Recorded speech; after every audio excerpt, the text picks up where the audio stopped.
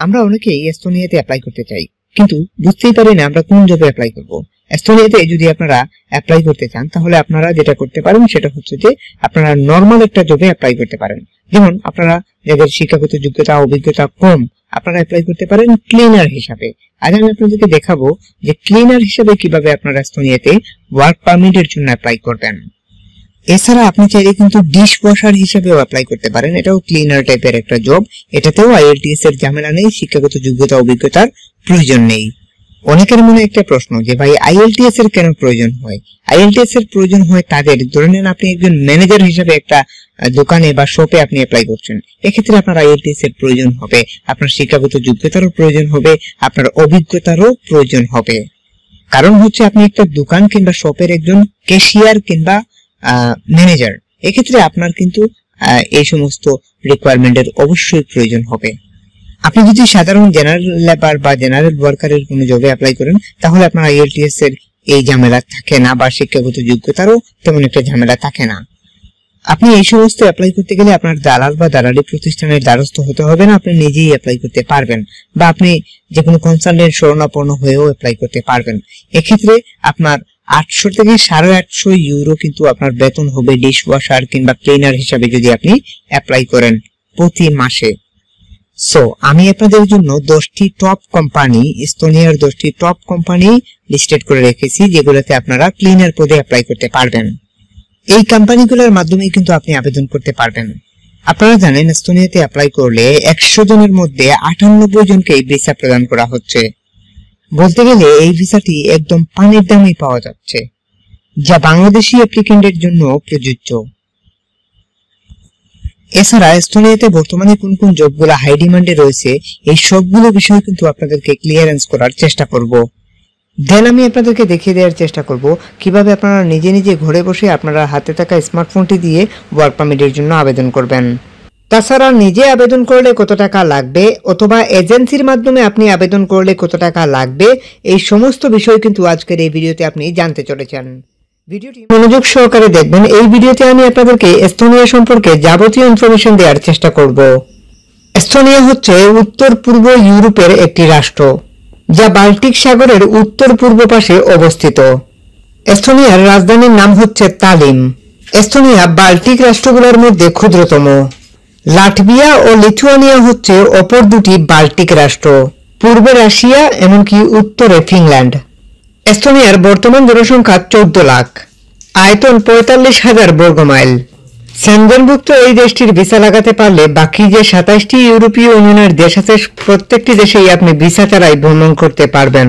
এস্তোনিয়াতে আপনি দুটি প্রসেসে আসতে পারবেন, তবে আপনি যদি দালাল বা দালালি প্রতিষ্ঠানের মাধ্যমে আসেন তাহলে 15 থেকে 20 লক্ষ টাকার প্রয়োজন হবে।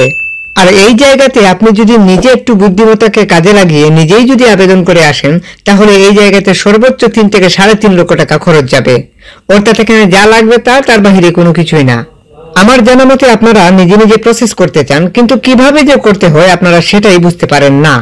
আপনি নিজেই যদি ওয়ার্ক পারমিটের জন্য আবেদন করে বৈধ প্রসেসে আপনি নিজেই যদি প্রসেসিং করতে হবে না করতে হবে সবকিছুই আমি আপনাদেরকে আজকের এই ভিডিওতে দেখিয়ে দেওয়ার চেষ্টা করব। প্রথমেই আমাদেরকে বুঝে নিতে হবে ইউরোপীয় ইউনিয়নের কোন দেশগুলো হবে না করতে হবে সবকিছুই আমি আপনাদেরকে আজকের এই ভিডিওতে দেখিয়ে দেওয়ার চেষ্টা করব। প্রথমেই আমাদেরকে বুঝে নিতে হবে ইউরোপীয় ইউনিয়নের কোন দেশগুলো এস্তোনিয়ার একদম পার্শ্ববর্তীতে রয়েছে। ফিনল্যান্ড, লাটভিয়া এইগুলো হচ্ছে ইউরোপীয় ইউনিয়নের কান্ট্রি, তবে এই দেশগুলা এস্তোনিয়ার একদম পার্শ্ববর্তীতে রয়েছে। এরপরেই রয়েছে লিথুয়ানিয়া। আপনি যদি এস্তোনিয়াতে যেতে পারেন তাহলে এই দেশগুলোতেই প্রথমে আপনি যেতে পারবেন। এক্ষেত্রে এই দেশগুলোতে যেতে হলে আপনাকে বিমান ভাড়া করতে হবে না, আপনি ট্রেন কিংবা বাসে যেতে পারবেন। এখানে সবচাইতে বড় সুবিধা হচ্ছে এস্তোনিয়াতে একবার পাড়ি জমাতে পারলে ইউরোপীয় ইউনিয়নের যে কোনো দেশেই আপনি মুভ অন করতে পারবেন ভিসা পাসপোর্ট ছাড়াই। প্রথমেই আমাদেরকে বুঝতে হবে এস্তোনিয়াতে আবেদন করার পূর্বে এস্তোনিয়াতে বর্তমানে হাই ডিমান্ডে কোন কোন জব রয়েছে। সেজন্য আমরা সেনজেন নিউজে খুঁজতে খুঁজতে একটা নিউজ খুঁজে পেলাম। এটা দেখতে পাচ্ছেন top 23 in demand jobs for foreigners in Estonia.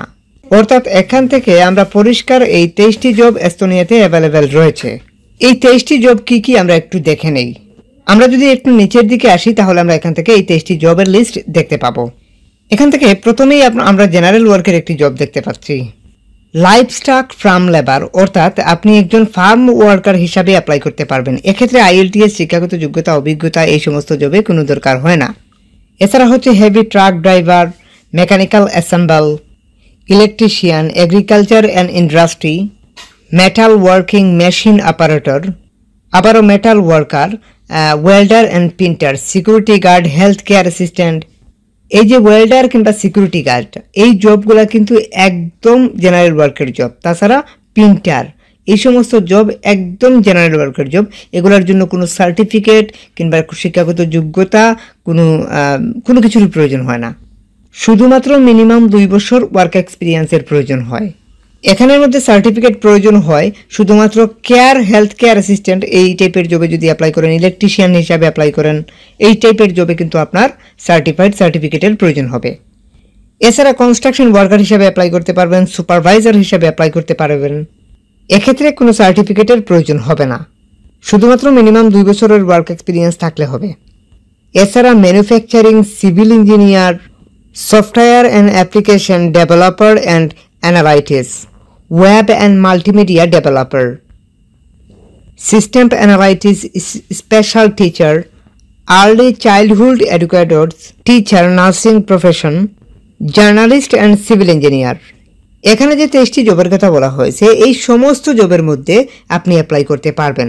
তবে সবচাইতে ভালো হবে ক্লিনার কিংবা হাউসকিপিংয়ের জব কিংবা ডিশ ওয়াশারের জবগুলোতে আপনার অ্যাপ্লাই করা, কারণ আমরা বাঙালি, আমাদের প্রফেশন খুব একটা বেশি থাকে না। যারা জেনারেল ওয়ার্কার, আপনারা চাইলে এই জবগুলোতে অ্যাপ্লাই করতে পারেন।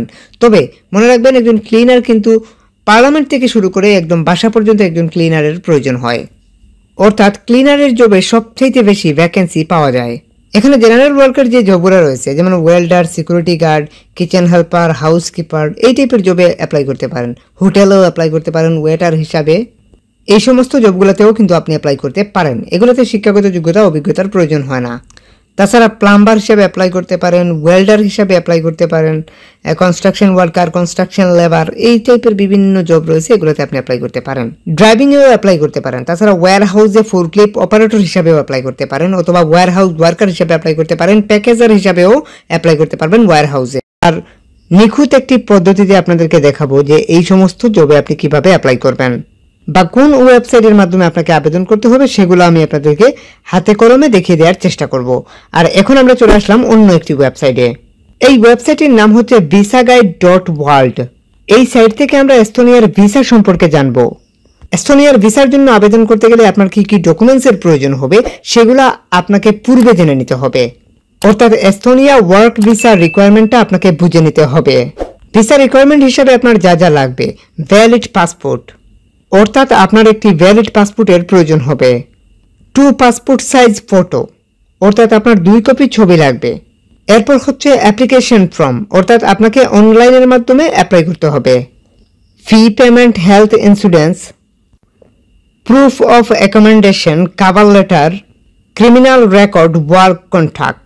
এই যে ফাইনালি ওয়ার্ক কন্ট্রাক্ট, এই ওয়ার্ক কন্ট্রাক্টটি শুধুমাত্র আপনাকে বাহির থেকে ম্যানেজ করতে হবে, অর্থাৎ এস্তোনিয়া থেকে আপনাকে ম্যানেজ করতে হবে। আর এখানে যা যা আছে ভিসার জন্য আবেদন করার জন্য সবকিছুই আপনি ম্যানেজ করতে পারবেন।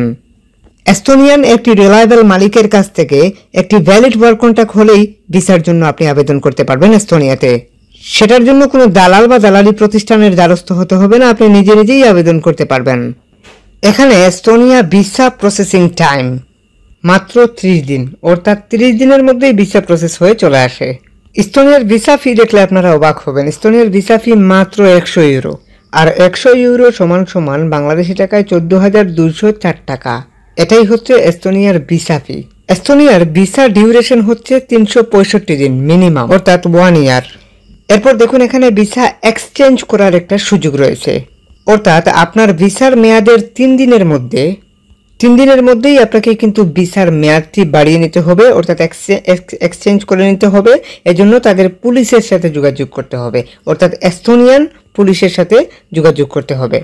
সেক্ষেত্রে তারা আপনার মেয়াদ বাড়িয়ে দিতে পারবে, মানে ভিসার মেয়াদটি বাড়িয়ে দিতে পারবে। এই পাওয়ার অটর্নি তাদের কাছেই আছে। এজন্য তাদের ওখানে একটা ফর্ম ফিল আপ করে আবেদন করতে হবে। এই বিষয়ে আপনি পরে বুঝলেও হবে, অর্থাৎ এস্তোনিয়াতে যাওয়ার পরে ওয়ার্ক পারমিটের মেয়াদ শেষ হওয়ার পরের সাবজেক্ট এটা এখান থেকে না বুঝলেও চলবে। এটা ওখানে গেলেই আপনি পদঘাট বুঝে যাবেন। তারপরও কমেন্ট সেকশনে এসে যদি বলেন এই বিষয় নিয়ে কথা বলতে, আমি অবশ্যই কথা বলবো। তবে আমি যেটা বলতে চাচ্ছি এখন যে মাথা ব্যথাটা সেটা হচ্ছে যে আমাদের ওয়ার্ক কন্ট্রাক্ট মানে হচ্ছে ওয়ার্ক পারমিট, এটা কিভাবে আমরা ম্যানেজ করব। সো ফাইনালি আমি আপনাদেরকে এখন দেখাতে চলেছি কিভাবে আপনারা ওয়ার্ক পারমিটের জন্য আবেদন করবেন। আবেদন করার জন্য আপনাদেরকে চলে আসতে হবে ইউরোপাসের এই ওয়েবসাইটে। এটা ইউরোপীয় ইউনিয়নের সদর দপ্তরের একটি ওয়েবসাইট। এই ওয়েবসাইট থেকেই আপনারা জবের জন্য আবেদন করতে পারবেন। এখান থেকে ফাইন্ড এ জবে প্রেস করে আপনি এখান থেকে জব খুঁজে বাহির করতে পারেন। আমরা এখান থেকে যেটা করছি সেটা হচ্ছে এস্তোনিয়া লোকেশনে রেখে আমরা দেখতে পাচ্ছি এখানে অসংখ্য জব দেখা যাচ্ছে। এখন আমাদের কাজের কোয়ালিটি কোয়ালিফিকেশন অনুযায়ী আমরা জব সার্চ করব। আমরা ইংলিশ ল্যাঙ্গুয়েজ করে নিলাম বুঝার ক্ষেত্রে। এখান থেকে আমাদের মূলত আমাদের কোয়ালিফিকেশন অনুযায়ী আমরা জব সার্চ করতে পারি। যেমন আপনার যদি জবের কোয়ালিফিকেশন যাই হয় না কেন সেটা আপনি সার্চ করবেন। ফর এক্সাম্পল আমরা এখান থেকে ক্লিনার লিখলাম, ঠিক আছে, ক্লিনার। সো ক্লিনার লিখে আমরা সার্চ করলাম, এখানে অসংখ্য জব আমরা দেখতে পাচ্ছি। অ্যান্ড 1000 প্রায় 2000 জব এখানে আছে শুধু ক্লিনারের উপরে, জেনারেল ক্লিনারের উপরে 2000 জব আছে এস্তোনিয়াতে। আপনি চাইলে কিন্তু অ্যাপ্লাই করতে পারেন, কারণ ক্লিনার হচ্ছে পার্লামেন্ট থেকে শুরু করে একদম বাসা পর্যন্ত ক্লিনারের প্রয়োজন হয়। ক্লিনারের ভ্যাকেন্সি সবসময় বেশি থাকে।